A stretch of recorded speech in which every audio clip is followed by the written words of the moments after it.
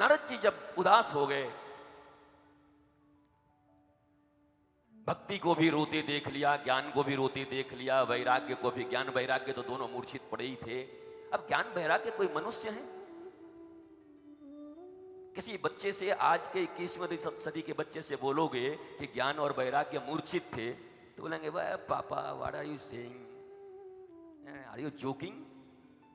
वो मनुष्य है। ज्ञान और वैराग्य ऐसा लग रहा है जैसे कोई कमाल करते हो। मैंने आप भी पापा ठीक है, पर ज्ञान और वैराग्य भक्ति के पुत्र के रूप में कह रहे वो मूर्छित हैं। मूर्छित होने का अर्थ है वर्तमान समाज में, वर्तमान दुनिया में, वर्तमान हमारे तुम्हारे हृदय में ज्ञान और वैराग्य दोनों मूर्छित हैं। कोई काम नहीं है इनका। किसी को ज्ञान से कोई लेना देना नहीं, वैराग्य का तो अर्थ ही नहीं जानते। भारतवर्ष में 98% लोगों से पूछ दो, भारतवंशियों से, कि वैराग्य का अर्थ बताओ। I'm damn sure they can't explain। वो कभी वैराग्य का एक्सप्लेनेशन नहीं कर सकते। इसलिए मैंने कहा था कि हम 1.5-2% लोगों के लिए ये भागवत चल रही है बस,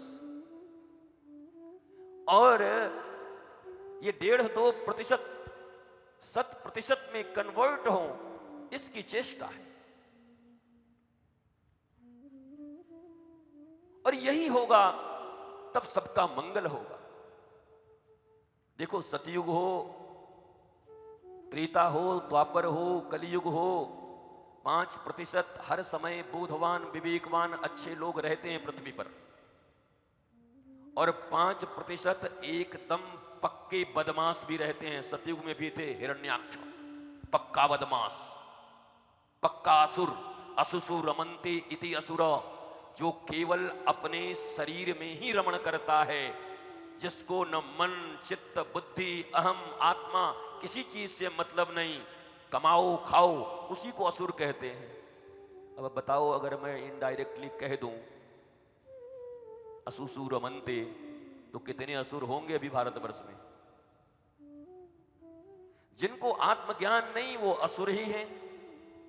जो केवल शरीरों का वर्धन कर रहे हैं, पोषण कर रहे हैं, खा रहे हैं, बच्चे पैदा कर रहे हैं, वो असुर ही हैं। और क्या है? तो असुरता की परिभाषा यही है। नारद जी दुनिया के दुख से, मनुष्य के दुख से दुखी हुए हैं, और भागवत का निर्माण हो रहा है। यद्यपि नारद जी के लिए भागवत का निर्माण नहीं हो रहा, और न ही किसी परीक्षित के लिए भागवत का निर्माण हो रहा, और न ही किसी सनक, सनंदन, और न ही किसी सूत और सौनक के लिए हो रहा है। भागवत तो श्रीमन नारायण के मुख से निकला हुआ। ब्रह्मा जी ने जब कहा कि इतनी बड़ी सृष्टि मैं करूंगा, कहीं मैं ही मोह में न पड़ जाऊं, तो मुझे तो कुछ दवाई दे के भेजो, रसायन दो, कुछ तो रसायन चाहिए मुझे, नहीं तो हम अपनी सृष्टि के मोह में पड़ जाएंगे। तो भगवत सृष्टि का प्रारंभ हुआ, और भगवान ने ब्रह्मा जी को कहा कि मैं आपको रसायन दे देता हूं।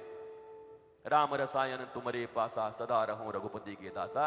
ये रसायन ऐसा है कि तुमको रोग होने ही नहीं देगा, चिंता मत करो।